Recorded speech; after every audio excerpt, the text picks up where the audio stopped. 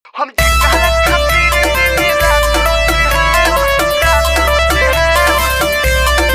by Rakesh Mithun Brother.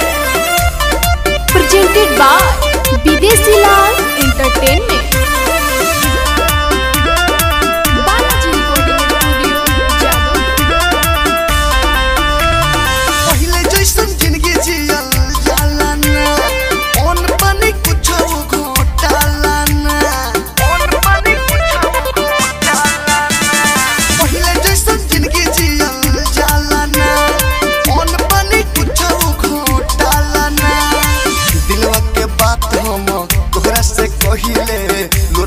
गमछा धोते हैं हम जेकरा खातिर दिन रात रोते हैं उसको दूसरा के बाही में रोज सोते हैं। हम जेकरा खातिर दिन रात रोते हैं उसको दूसरा के बाही में रोज सोते हैं।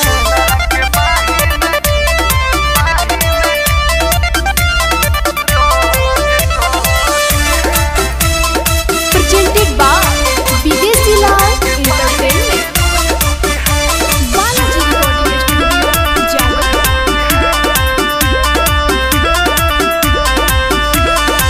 हर समय याद आती है वो दिल में दर्दिया जगाती है वो लैला मजनू के जैसन है हाल मेरा पल पल मुझको रुलाती है वो। हर समय याद आती है वो दिल में दर्दिया जगाती है वो लैला मजनू के जैसन है हाल मेरा पल पल मुझको रुलाती है वो। हमको दगा देके वो तो दूसरे के बिस्तर में रोज होते हैं। हम जेकरा खातिर दिन रात रोते हैं उसको दूसरा के बाही में रोज सोते हैं। हम जेकरा खातिर दिन रात रोते हैं उसको दूसरा के बाही में रोज सोते हैं।